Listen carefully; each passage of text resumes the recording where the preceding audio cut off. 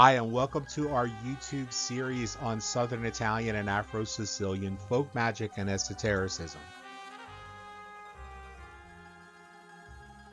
My name, for those who don't know me, is Dr. Gianmichael Salvato. I hold a PhD in theological anthropology as well as a doctorate in naturopathic and holistic medicine.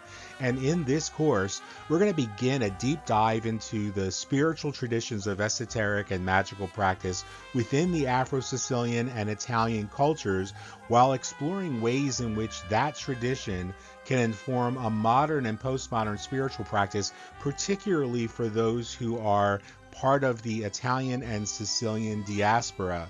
So Italian American folk magic, Italian Australian folk magic, and so on.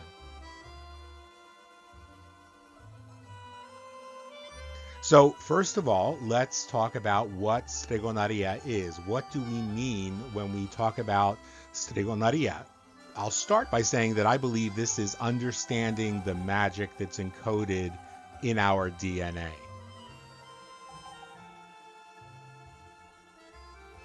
In my book, Songs of the Night Skies, which many of you may have already read, I say in that book where magic and mythos, science and creativity intersect, anything is possible.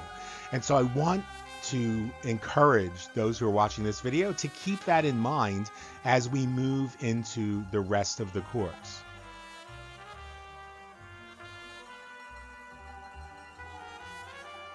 So, Stregoneria is a generic word for witchcraft, which was never used by practitioners of magic or esotericism themselves. Our ancestors would not have referred to their esoteric and magical practices as Stregoneria.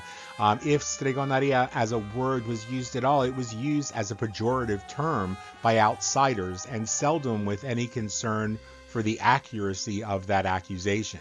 So someone might say that somebody was a strega in a pejorative sense, saying that what they're doing was cursing somebody, but not referring to their own practice or the practice of their loved ones. Our ancestors possessed a magical worldview and cosmology. Much of their perspectives would have been shaped by ancient philosophies from North Africa, the Basque, Rome, the Romany tradition, Persian, Celtic, Etruscan, and Greek cultures. Depending on the region that you were in, so many of these cultures intersected, including the Norman traditions that would have had an influence on Northern Italian folk magic.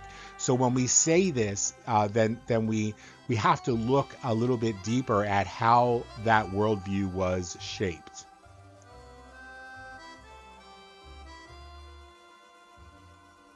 You see, it was a worldview that understood an essential unity and recognized a universal intelligence or creativity from which each of us could manifest the experiences we desire in life. Many of our ancestors would have believed that our worldview and philosophy evolved in tandem with the mystery school traditions throughout North Africa, Persia, and Greece. Now, as we begin, I really want to underscore three really important things, and that is what Stregoneria is not. Stregoneria is not a codified practice. It's not an initiatory tradition. It isn't a religious practice. It often gets conflated with Catholic conjure or Catholic folk magic, and it is not a pagan tradition.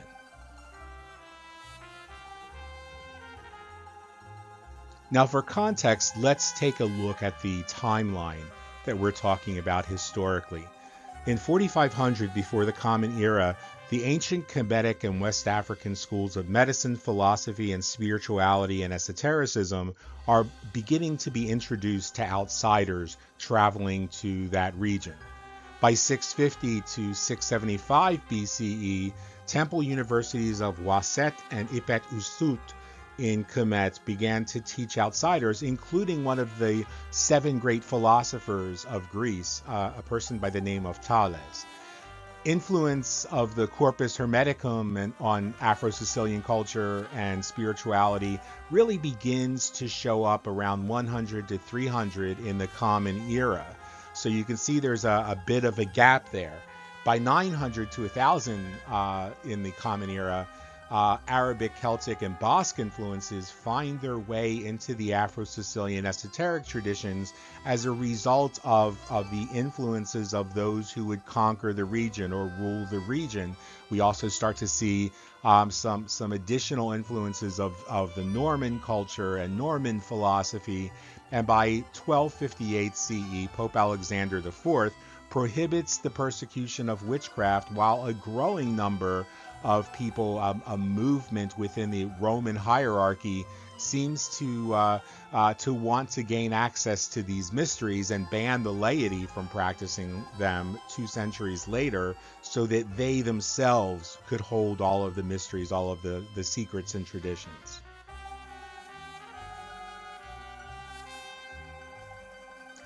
Now, I think right now it could be useful for us to understand other traditions. Pop culture, neo-pagan versions of so-called witchcraft, are largely based on the misinterpretation of what Charles Leland, a folklorist, claimed to experience in Tuscany around the early 20th century, around 1900 in the Common Era.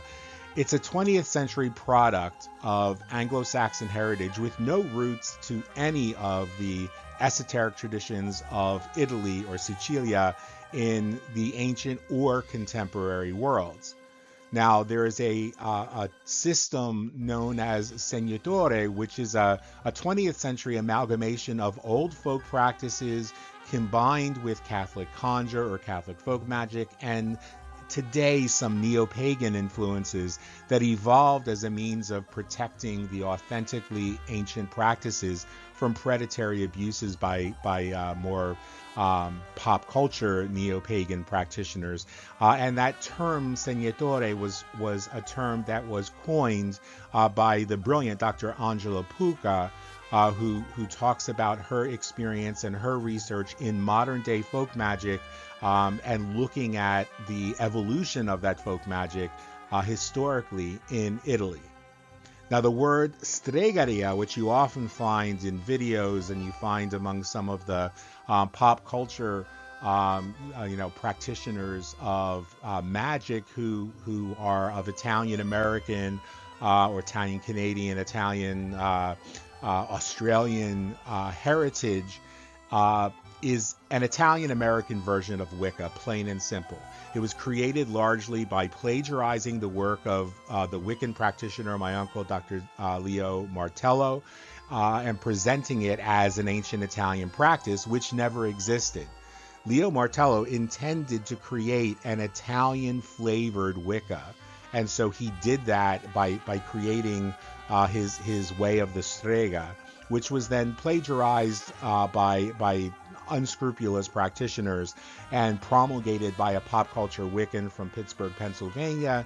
And it is wholesale rejected by both authentic practitioners of Italian and Afro-Sicilian folk magic, as well as by anthropologists and scholars throughout the world, as little more than cultural appropriation and con artistry.